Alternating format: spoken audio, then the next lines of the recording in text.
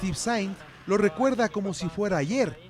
Dice que en esta casa, ubicada en la población llamada Shell en la Amazonía ecuatoriana, vivió los momentos más felices de su infancia.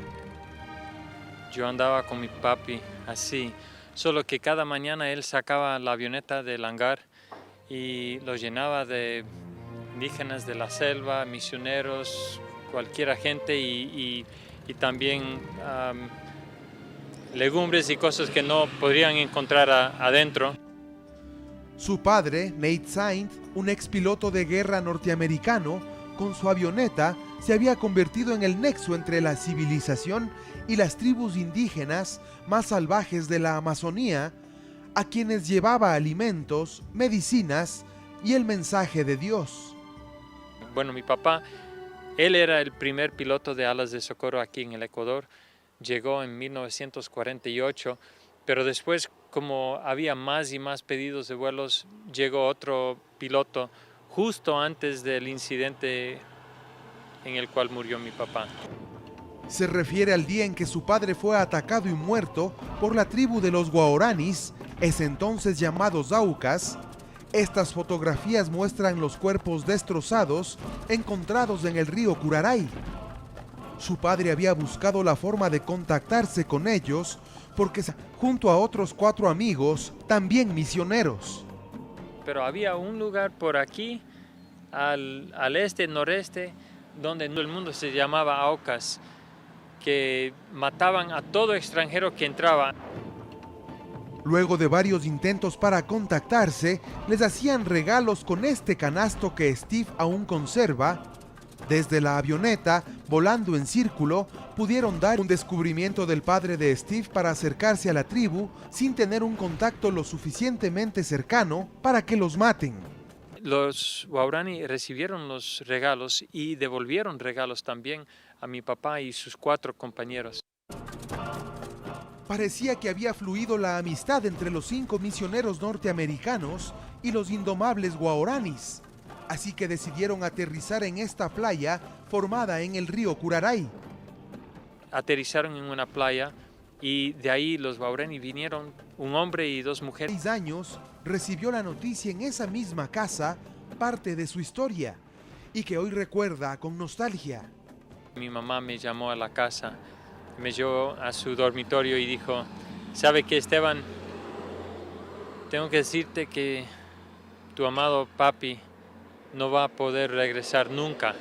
Luego de un espectacular operativo de rescate entre ejército ecuatoriano y norteamericano, fueron hallados los cuerpos sin vida de Nate Saint y los otros 4 misioneros atravesados por los Guaoranis. Una tragedia que tuvo resonancia a nivel mundial y que particularmente afectó al pequeño Steve, quien había perdido lo que más quería. No supe que mi papá iba a morir. Tenía un poco de miedo, pero como mi papá tenía tanto ánimo para hacer esto y mi mamá también, entonces yo me animé también. Este trágico final fue en realidad el comienzo de otra historia llena de esperanza y amor. En esta fotografía se observa al pequeño Steve, ya de unos 11 años, en el mismo lugar donde mataron a su padre, pero junto a su tía, jugueteando con los Guaoranis. ¿Cómo se hizo el acercamiento?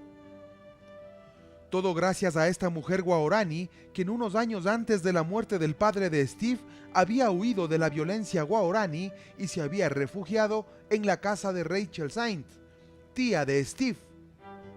La mujer Guaorani llamada Dayuma, inspirada por Rachel, había conseguido 2 años después de la matanza hacer un conocimos a Dayuma, ahora una ancianita, que dice haber encontrado el camino de Dios.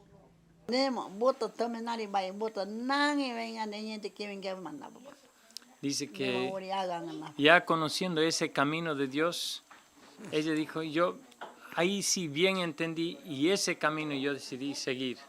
Fue entonces que junto a su tía y Dayuma, el joven Steve inició una nueva relación precisamente con los asesinos de su padre, quienes temían represalias cuando Steve creciera.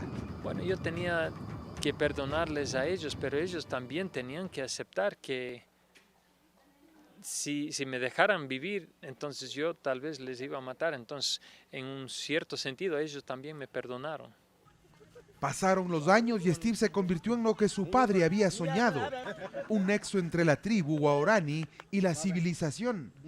Las matanzas y el salvajismo habían quedado en el olvido.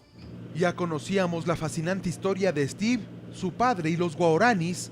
Fue así que llegamos hasta las poblaciones Waoranis con mucha curiosidad de conocer a los guerreros que mataron al padre de Steve y la fascinante relación que hoy mantienen.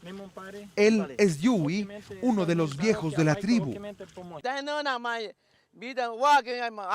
dice que antes vivíamos lanzando uno a otro, matando, pero ahí vimos que Dios mandó a su hijo, siendo lanzado, él no lanzó otra vez. Aún en medio de la ignorancia, la pobreza y la falta de infraestructura estatal, reconocen que la relación con Steve les ha ayudado mucho para cambiar su forma de ver el mundo.